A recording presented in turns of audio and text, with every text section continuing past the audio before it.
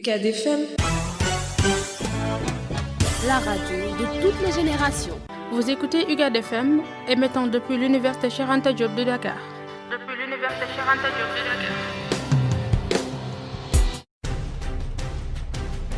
Mesdames et messieurs, vous écoutez UCAD FM 94.7, la voix de Cheikh Anta Diop. Merci de rester en notre compagnie sur la radio universitaire.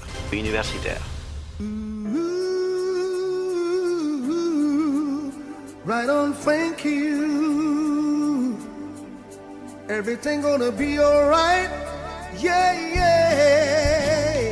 Temple handicapé. Temple handicapé, une émission consacrée aux personnes en situation de handicap au Sénégal en général et au sein de l'université en particulier. Élèves, étudiants, enseignants, parents d'élèves, experts et autres travailleurs vivant avec handicap ou parmi les handicapés feront le temple handicapé. Temple handicapé se penche sur les aspects de la vie du handicapé, ses droits, ses conditions d'études et de vie, sa santé. C'est un vendredi sur deux de 10h à 11h avec Abdourahim Diallo. Temple handicapé sur UCAD FM 94.7, la première radio universitaire du Sénégal. Mon handicap, c'est pas méchant, même si je boite, même si elle tremble. Et ça n'est pas mon corps trop lourd qui bouge pas quand d'autres courent. Mon handicap, c'est pas mes yeux qui ne voient pas ton beau ciel bleu. C'est pas les murs de mon silence, c'est pas mes journées d'espérance. Mon handicap, ce sont tes mots, c'est ce que tu penses. Right on, thank you. Everything gonna be alright. Yeah, yeah.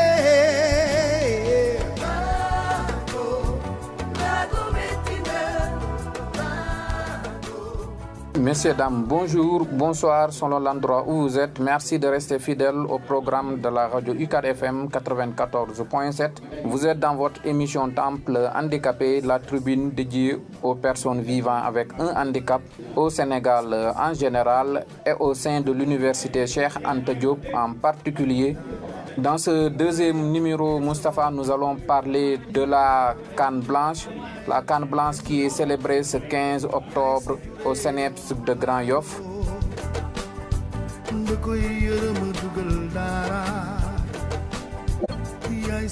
Merci beaucoup Moustapha Djamil Sarr pour ce tampon musical. À la présentation, Abdourahim Diallo. Nous allons écouter Djibi Pam, qui est l'administrateur de la cause, la convergence des aveugles pour l'unité, la solidarité et l'entraide, qui a organisé cette journée internationale. Djibi Pam est venu sur les décrets pris par l'État sénégalais pour les personnes vivant avec un handicap au Sénégal. Bonjour monsieur. Bonjour. Veuillez vous présenter. Je m'appelle Djibi Pam, je suis l'administrateur général de la Convergence des aveugles pour l'unité, la solidarité et l'entraide. Voilà. Vous venez d'organiser la journée internationale de la Canne Blanche. Que pouvons-nous retenir? Bon, en fait, comme vous le savez, la journée internationale de la Canne Blanche, c'est une journée qui a été instituée par les Nations Unies depuis 1969. Donc, l'Union mondiale des aveugles a fait l'appropriation vers les années 70. Donc c'est une journée qui est aussi prévue par la loi d'orientation sociale en son article 45 qui oblige l'État en tout cas d'organiser comme 15 octobre étant la journée de la Canne Blanche. Donc comme vous venez de le voir, bon, nous avons eu à partager avec l'opinion sur l'utilité de la Canne Blanche en tant que moyen de protection pour la personne et de distinction de la personne aveugle. Donc nous avons aussi fait en tout cas beaucoup de constats sur en tout cas le vécu des personnes déficientes visuelles. Et maintenant comme mesure en tout cas qu'on a eu à saluer, il y a le programme de résilience économique et sociale, donc qui a pu bénéficier à beaucoup de personnes handicapées visuelles. Il y a aussi la signature du décret portant création, fonctionnement et organisation de l'Institut national d'éducation et de formation des jeunes aveugles. Vous avez aussi le rappel, en tout cas tout récent, du chef de l'État à l'endroit de Madame le ministre de la fonction publique, pour que les personnes handicapées diplômés puissent être recrutés à la fonction publique. D'accord. Et ça a toujours été un problème pour les déficients visuels parce que bénéficiant des diplômes comme tout autre. Bien sûr, c'est en quelque sorte vraiment, c'est toujours des des personnes qui sont omises, en tout cas des listes qui sont publiées, donc alors qu'ils regorgent en tout cas d'énormes talents, d'énormes compétences en tant que diplômés aveugles, donc sur divers domaines, la communication, le droit, donc avec ces différentes branches, mais aussi les métiers du standard, mais aussi et surtout nous avons aussi des artisans aveugles qui sont là, qui méritent aussi d'être accompagnés dans le cadre des politiques de l'auto-emploi. Voilà, on va terminer avec la dernière question, avec le thème choisi de cette année, les déficients visuels face à la Covid et aux inondations. Pourquoi le choix de ce thème? Oui, vous savez, comme cette 2020 est une vraiment année exceptionnelle, égard à l'arrivée du coronavirus et aussi les inondations. Nous avons aussi pensé que les personnes déficientes visuelles, en tout cas, sont les plus exposées. Comme vous le savez, la plupart d'entre elles sont dans la rue en train de demander de l'aide. Et vous savez que c'est un facteur de transmission, en tout cas, de ce virus. Qu'il est urgent que l'État puisse agir, en tout cas, redoubler d'efforts sur les programmes d'autonomisation des personnes déficientes visuelles, ne puissent pas, en tout cas, s'adonner à la mendicité pour vivre, mais puissent utiliser leur métier, parce que beaucoup d'entre elles en ont, mais aussi ils puissent être recrutés. L'autre chose, c'est les inondations qui sont là, arrivées, qui sont naturelles. Mais nous avons constaté, au-delà des inondations, c'est la question de la mobilité et du déplacement, en tout cas, des personnes déficientes visuelles en période d'inondation, mais surtout dans des villes qui s'urbanisent, en tout cas, de plus en plus. Vous voyez des travaux organisés sur la voie publique, ou il y a même des autres citoyens qui creusent des trous sans mettre des moyens de protection pour la personne handicapée visuelle. Alors que les textes interdisent à tout un travailleur sur la voie publique, en tout cas, d'exposer la vie d'autrui en nous laissant ouvert les caniveaux, etc. Donc je pense que c'est pour appeler l'attention de tout le monde sur la nécessité de prendre en charge les personnes déficientes visuelles pour ces genres de situations. Je vous remercie. D'accord, merci M. Pa. C'est moi. Mon handicap, c'est pas mes jambes, même si je boite, même si elles tremblent. Et ça n'est pas mon corps trop lourd qui bouge pas quand d'autres courent. Mon handicap, c'est pas mes yeux qui ne voient pas ton beau ciel bleu. C'est pas les murs de mon silence, c'est pas mes journées d'espérance. Mon handicap, c'est ton cerveau. Mon handicap, ce sont tes mots comme différence, comme anormal. Mon handicap, c'est ton cerveau. Mon handicap, ce sont tes mots, c'est ce que tu penses et qui me fait mal. Mon handicap, c'est pas de ma faute, pas mon fauteuil, ma chaise haute. C'est pas ma tête quand elle délire, c'est pas ce que je peux pas dire. Mon handicap, c'est pas mes doigts qui n'écrivent plus, qui touchent pas. C'est pas ma faim ni mon salaire, et pas non plus de quoi j'ai l'air. Mon handicap, c'est ton cerveau. Mon handicap, ce sont tes mots comme différence, comme anormal. Mon handicap, c'est ton cerveau. Mon handicap, ce sont tes mots, c'est ce que tu penses et qui me fait mal. Mon handicap, c'est pas l'envie d'avoir un jour voulu ta vie. Et ça n'est surtout pas mon monde qui ne sera jamais ton monde. Mon handicap, c'est ton cerveau. Mon handicap, ce sont tes mots comme différence, comme anormal. Mon handicap, c'est ton cerveau. Mon handicap, ce sont tes mots, c'est ce que tu penses et qui fait mal, mal, mal, mal, mal, mal, mal. Mon handicap, c'est ton cerveau. Mon handicap, ce sont tes mots, c'est ce que tu penses et qui me fait mal. Merci Moustapha Djamil Sarr pour ce tampon musical. La directrice générale de l'action sociale n'a pas manqué de répondre aux interpellations des déficients visuels. Nous allons écouter Madame Aram Topsen. Je préside au nom du ministre de la Santé et de l'Action sociale cette cérémonie officielle relative à la journée internationale de la canne blanche dédiée aux aveugles et aux malvoyants.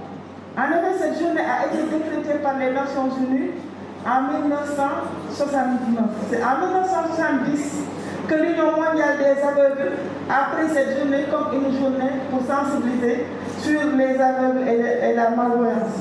Au Sénégal, cette journée est instituée par l'article 45 de la loi d'orientation sociale 2010-15 du 6 juillet 2010 relative à la promotion et à la protection des droits des personnes handicapées.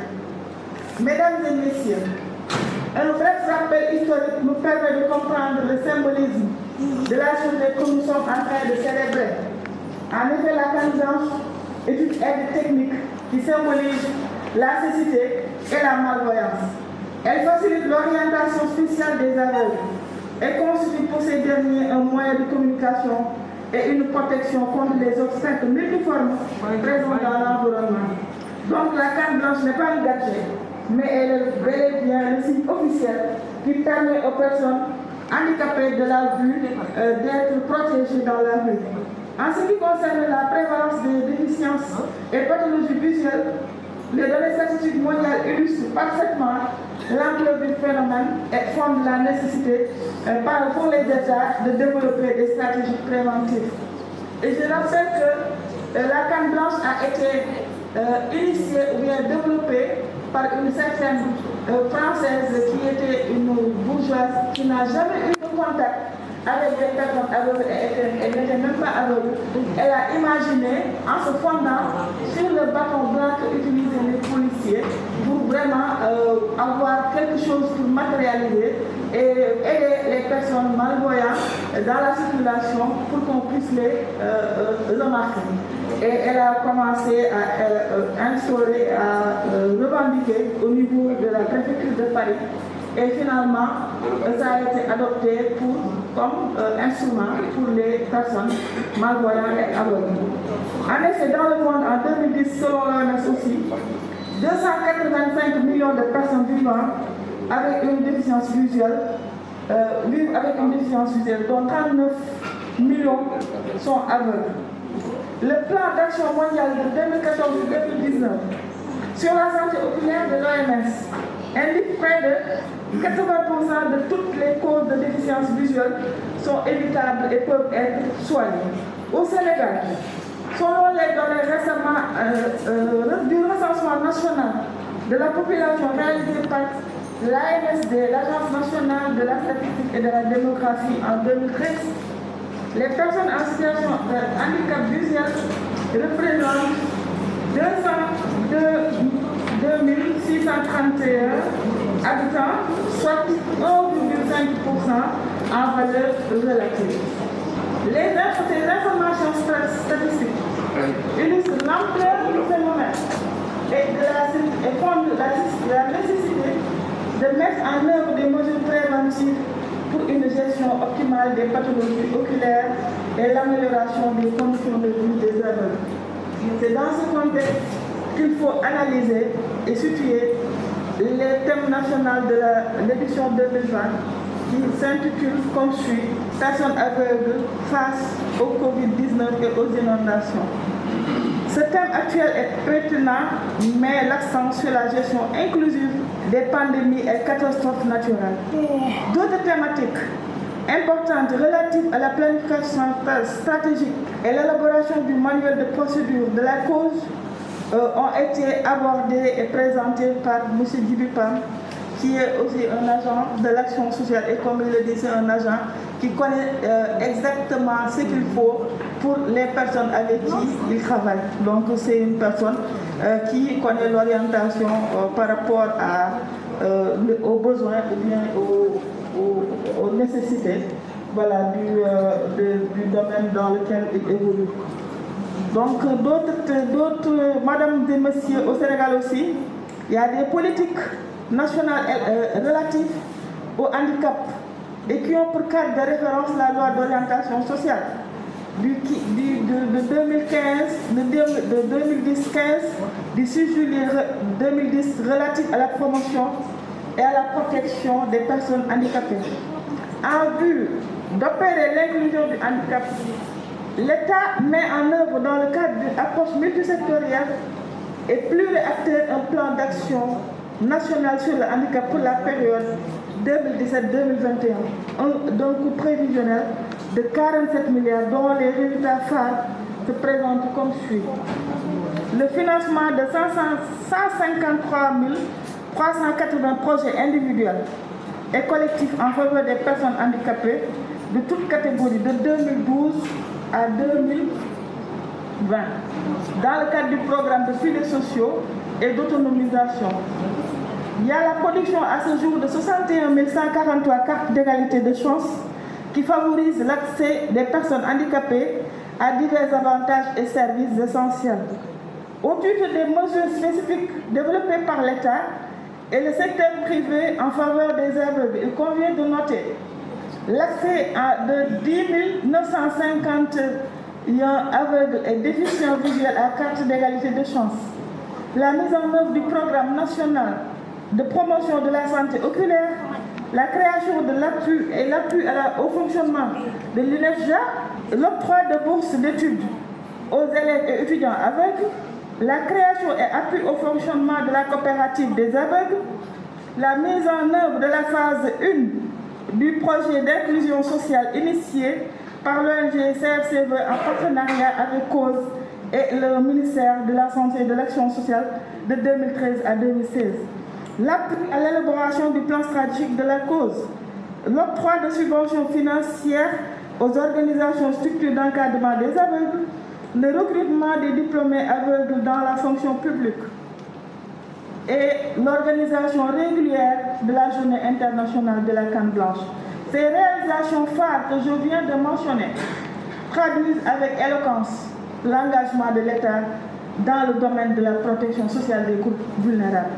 Cependant, pour optimiser la gestion de la surdité et améliorer les conditions de vie des sourds, des aveugles, l'accent doit être mis sur les mesures inclusives suivantes dans une approche multisectorielle et pluriacteur à travers. Peut-être que j'ai eu un tout petit peu, un peu d'égarement, quoi. Voilà, je pense aux sourds aussi. Voilà. L'amélioration de l'accès des aveugles et déficients visuels à la carte d'égalité de chance et filets sociaux, la systématisation du braille et autres supports audio destinés aux aveugles dans la communication de masse, les entreprises et les institutions publiques, la réduction de l'impact des handicaps visuels à travers une détection précoce des pathologies oculaires, un meilleur accès aux soins médicaux spécialisés et aux services de réadaptation fonctionnelle. L'inclusion du braille dans les curricula de formation des enseignants à tous les niveaux de formation. L'application de l'engagement communautaire des organisations d'aveugles dans la riposte contre la COVID-19. Et enfin, l'appui à la mise en œuvre du plan stratégique de la cause et aux veilles à son évaluation périodique. Au plan méthodologique, l'opérationnalisation de ce plan d'action stratégique et son alignement au plan d'action national sur le handicap va fournir un cadre spécifique de mesures de performance des politiques publiques destinées aux aveugles et à la promotion de la santé oculaire. Avant de clore mes propos, je félicite l'ensemble des membres du comité national de pilotage qui n'ont ménagé aucun effort pour le bon déroulement des activités, notamment Madame la directrice, en fait, ça c'est le ministre qui parlait, donc notamment la direction générale de l'action sociale. J'associe à ces remerciements toutes les bonnes volontés qui ont contribué de près ou de loin à la réussite de la manifestation. C'est sur ces mots que je voudrais clore mon allocution et déclarer officiellement les travaux de l'édition 2020 de la Journée internationale de la canne blanche, la location du siège. Je crois qu'on a été une fois à votre siège avec nos amis du Congo. Voilà, donc vous nous aviez parlé de ça. Et nous sommes en train de voir comment revoir. C'est une redondance, mais c'est pédagogique aussi, comment revoir la hausse des subventions.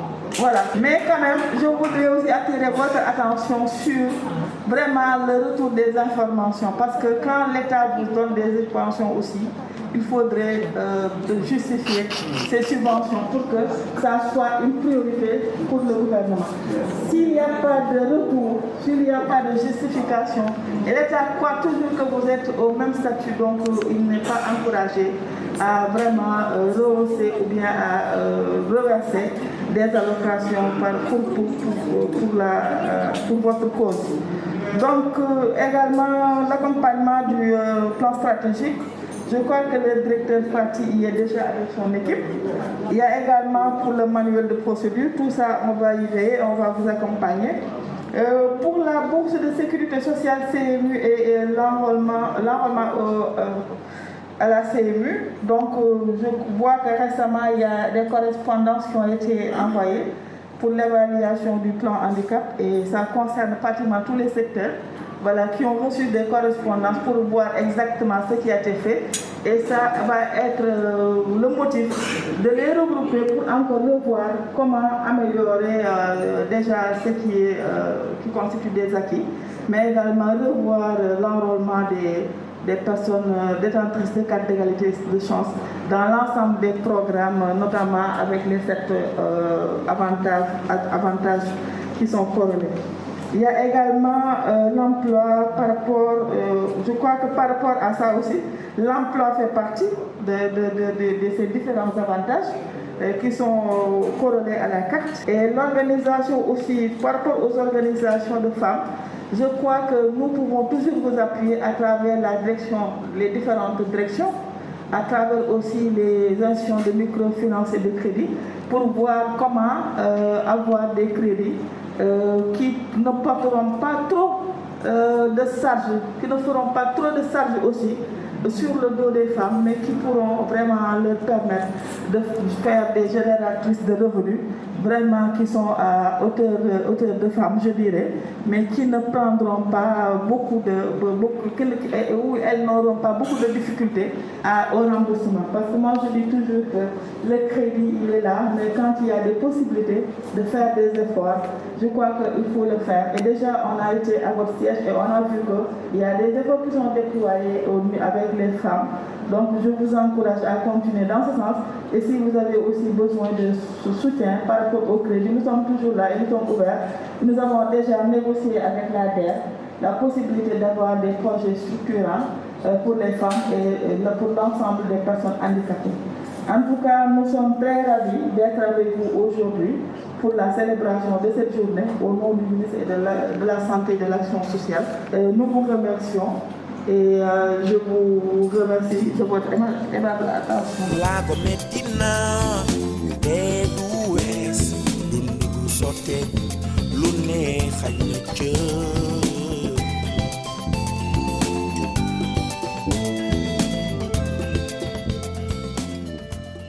Merci Moustapha Djamil Sarr. Nous allons recevoir l'invité de ce deuxième numéro. Il s'appelle Alidia. Monsieur Alidia, bonjour.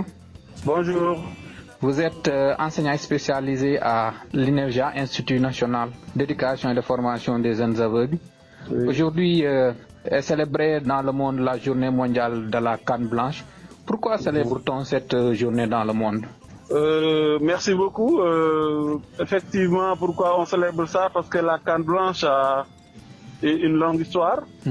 Et au-delà du simple outil ou d'un simple instrument, c'est en même temps aussi un prétexte pour faire une évaluation chaque année donc, de la situation des personnes aveugles dans le pays et à travers aussi le monde. Donc c'est un prétexte donc, au-delà de l'outil et de son utilisation. Alors, qu'est-ce qu'une canne blanche? Une canne blanche, je peux vous dire que c'est l'instrument internationalement reconnu pour distinguer la personne handicapée visuelle. Quand je dis personne handicapée visuelle, tu t'es compris là-dedans.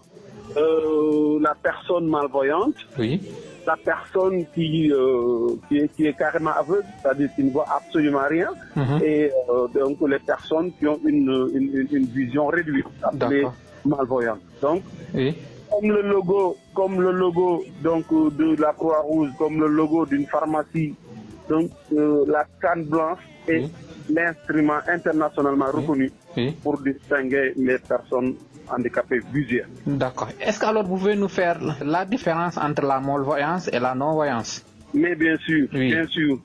Vous savez, tout est handicap visuel. Tout est handicap visuel, mais moi, d'accord, j'ai fait la formation, mais je ne peux pas dire tout de suite que telle personne est malvoyante et ou telle personne est aveugle total. Parce que ça, c'est un spécialiste en ophtalmo qui le fait. C'est un ophtalmologue qui le fait. C'est-à-dire, la malvoyance, c'est sur la base d'acuité visuelle. D'accord. Cette personne voit à partir de quel degré. D'accord. C'est ça. Maintenant, nous, en tant que utilisateurs de ces techniques, on se dit, bien tout Sénégalais lambda, il voit un peu, il est malvoyant. Il ne voit rien, il est aveugle. D'accord. Ça, c'est le langage courant. D'accord. Mais la malvoyance, c'est un ophtalmologue qui mesure le degré de la malvoyance pour dire que telle personne est carrément malvoyante. Parce qu'on peut avoir 5 personnes ou 4 personnes qui sont malvoyantes et qui ont des types de malvoirs qui sont différents.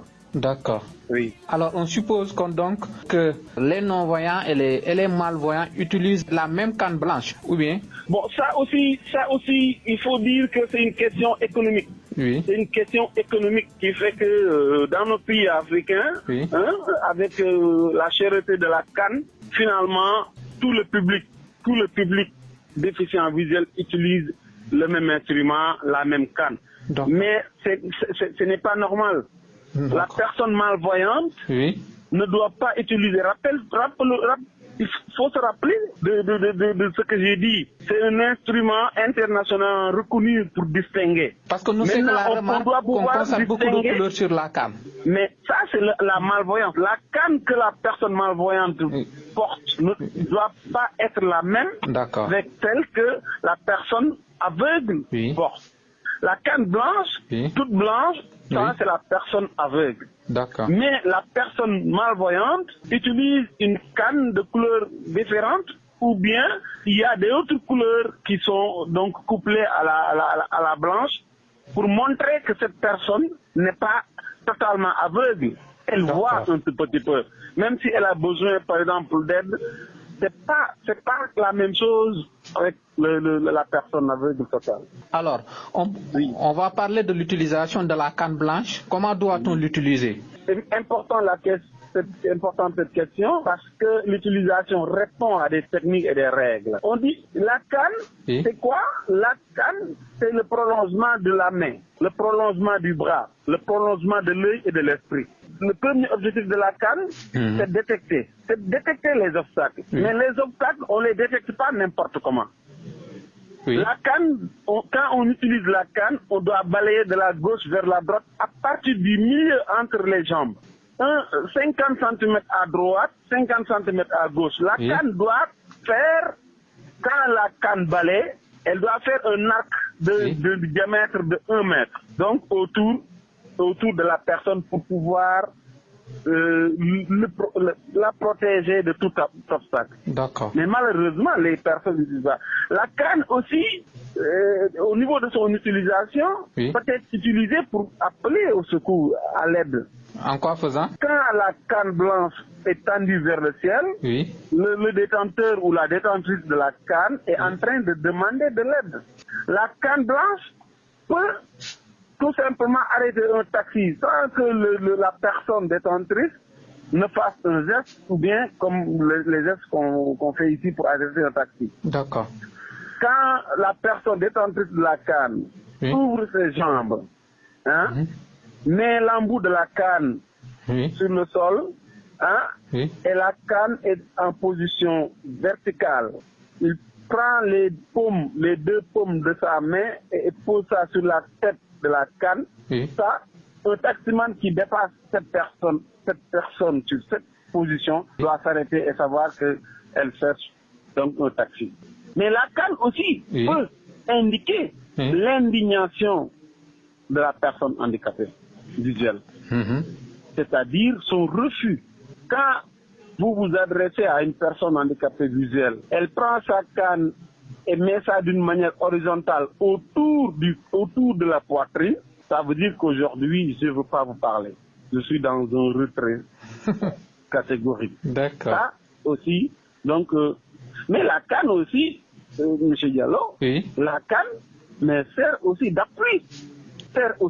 Parce que les personnes âgées, les personnes malvoyantes âgées, quand ils font leur marche ou leur randonnée, au bout de quelques mètres, mais elles sont fatiguées, ces personnes.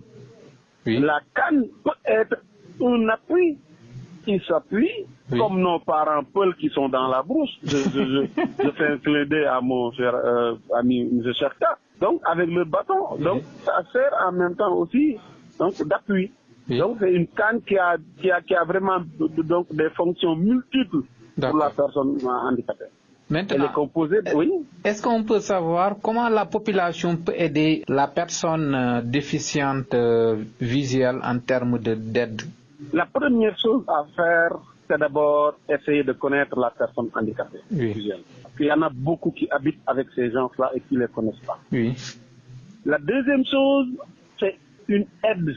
Elle se propose, on ne l'impose pas, on propose. Je donne juste l'anecdote que je donne souvent dans mes formations. Une fille et un garçon qui sortaient ensemble se sont donné rendez-vous devant le feu rouge. Parce que le feu, non seulement il est rouge, d'accord, mais au-delà de ça, le feu est sonore. Ils se donnent rendez-vous à une heure, 18h00.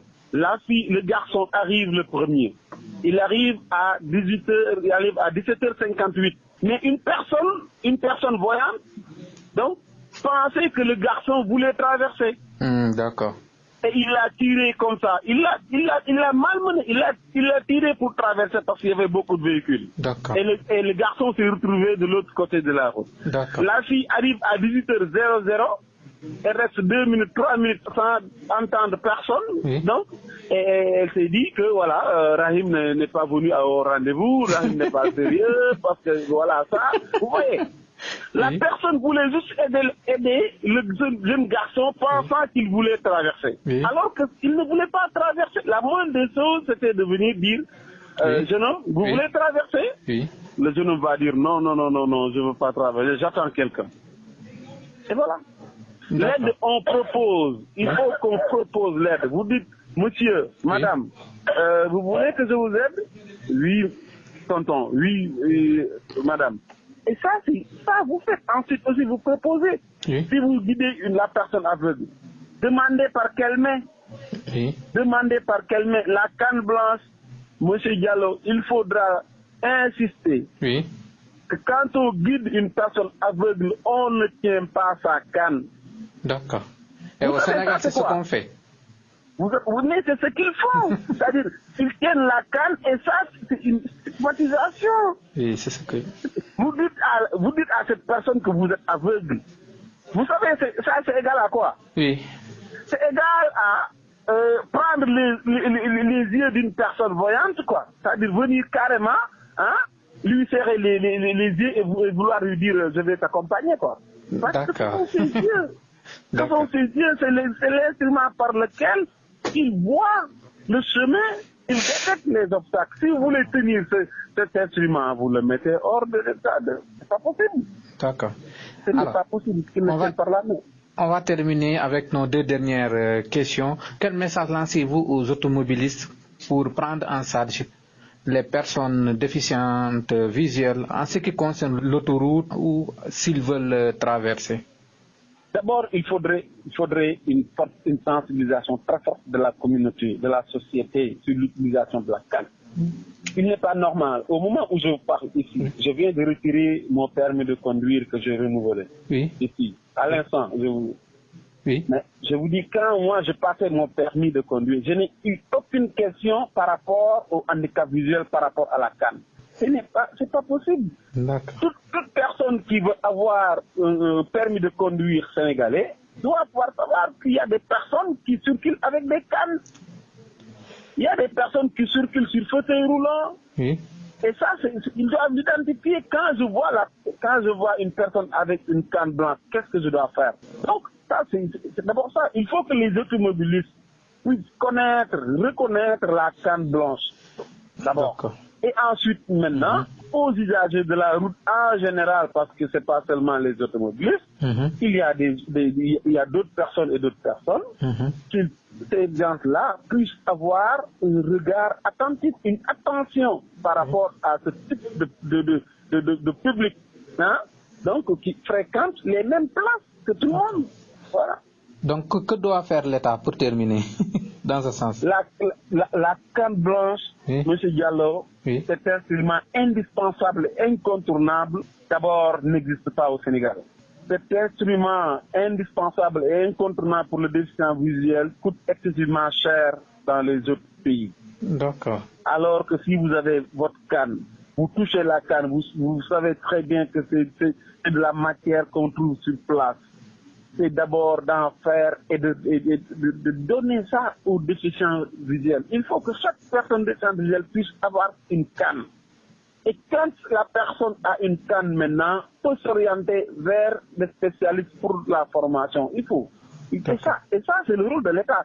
Former les personnes par rapport à ça, rendre disponible cet instrument-là est gratuit. Ça doit être gratuit parce que ce sont les yeux des personnes déficientes visuelles. Est-ce qu'il ne faut pas alors faire une loi pour faire une obligation de l'utilisation de la canne alors? Mais je vous dis, quand il s'agit de porter les masques, vous avez vu, hein? Vous avez vu la volonté politique, les gens n'osent pas sortir sans les masques. Oui. Tout simplement, tout simplement au niveau de l'Assemblée nationale ou quelque part. Que tout soit réglé. Je pense qu'il faudrait continuer encore la sensibilisation au niveau des personnes handicapées, les associations, les structures, pour qu'on soit encore plus conscient. Parce que le problème, c'est ça. C'est pas qu'ils ne veulent pas, mais ils ignorent.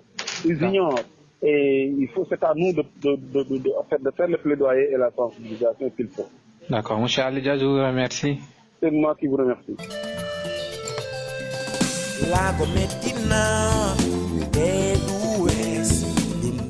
Merci à toute l'équipe de la Radio UCAD FM qui m'a permis de réaliser ce deuxième numéro. Cabine technique Moustapha Djamil Sarr, à la réalisation Ousmane Sen, présentation Abdourahim Diallo. Je rappelle que vous pouvez suivre notre émission dans notre chaîne digitale Temple Handicap sur YouTube. Merci et à très bientôt.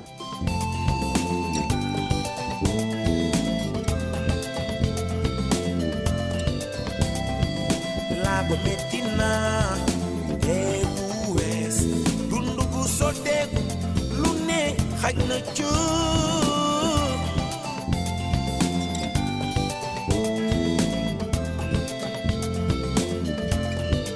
Nul n'est parfait en chacun d'or, un handicap. Nul n'est parfait en chacun d'or, un handicap. Dimbalante daal war na leen ci nit ku ne. Jaaraama jaaraamaay jaaraama jaaraama jaaraama décennie africaine. Seen liggéey rafet na lool lu waral mu naqari ci ñi neex ci ñële yi mbaa du seetale balaay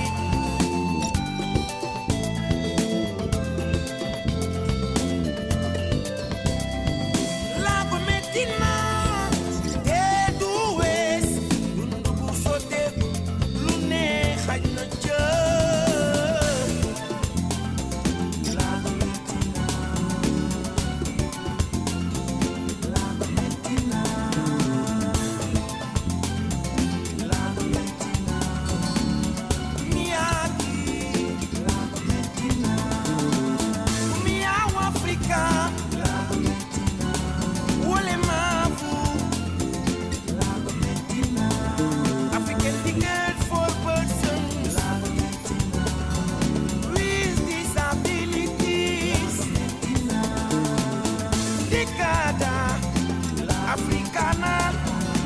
para los portadores.